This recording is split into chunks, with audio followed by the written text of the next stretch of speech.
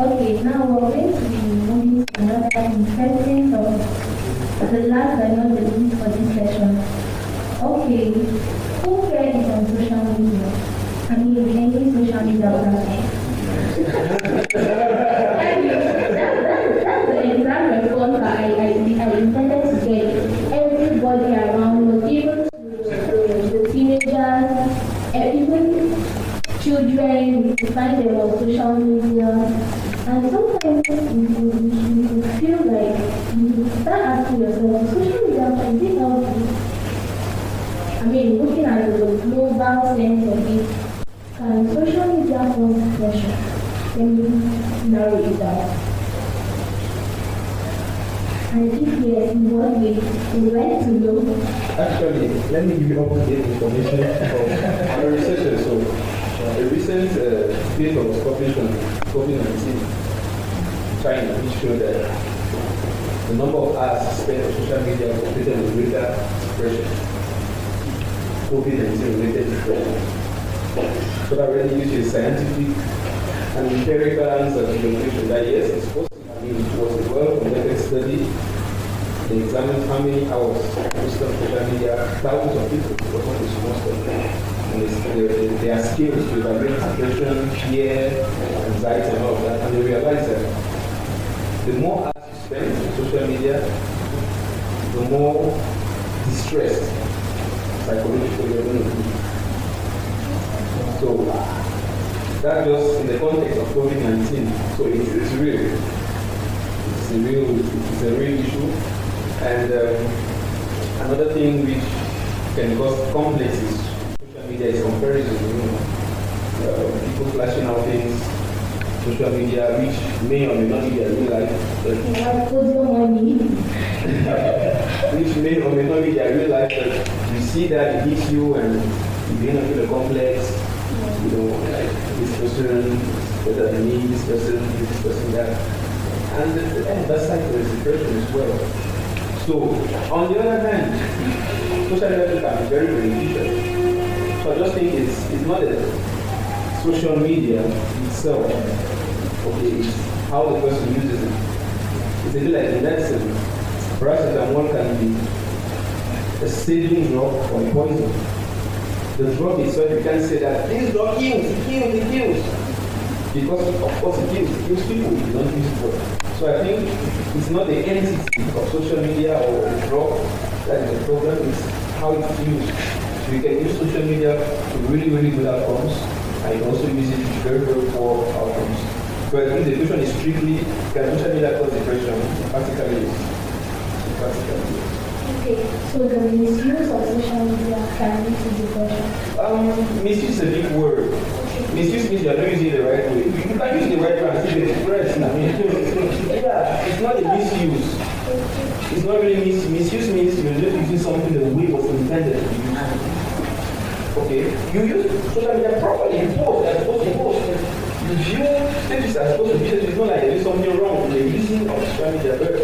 It's the psychic, the psychic side of it. How does it play on your mind? How do you impregnate the information you receive? How do you process it? That's what determines the outcome. Okay, and it's just a reflection of life in general. How you process information determines, your next move, determines how you're going to feel. Because I used to see on social media, one post social media, for example, that if somebody is explaining you, because I said, I am a witch. I'm just bringing this out to make you understand. Okay, somebody else has finished in the test, you read the same test, you read 11 or 20. How do you process that information? It could make you depressed, or it could make you celebrate. I actually make you celebrate. It could. It depends on how you process it. It could make you depressed, or it could make you celebrate. So it's true for social media, but it's true for most things in life.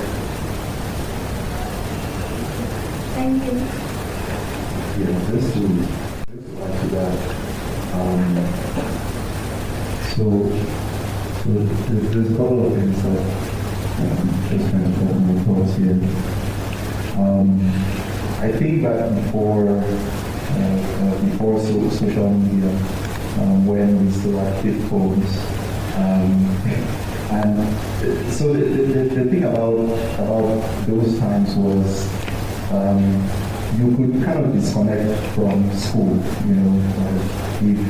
If for example, there's a set of people at school that you did not, that were bullying you or causing some kind of mental distress to you, you could kind of disconnect from that, escape from that. With social media, you really cannot do that. In fact, there's a lot of campaigns, sensitization about teenage suicides, which can come from that. So there's a sense in which obviously social media in and of itself is not evil, but the people that use it can use it for evil purposes. So that's one thing to keep in mind. The other thing to keep in mind, actually there's two more things I want to bring up. The social media is meant, at least the product of social media is to capture our attention, right? Is to capture, and there's a lot of work that goes into that. I mean, there's a lot of marketing research that goes into how the person responds to the way a web page is designed, or how you respond to how certain ads are arranged on a web page. I mean, people actually think about these things. Like web pages are actually engineered in order to capture your attention. These are just things to keep in mind, that when you're engaging with social media, like they are trying to get your attention. So you just have to exercise discernment in how you're using it.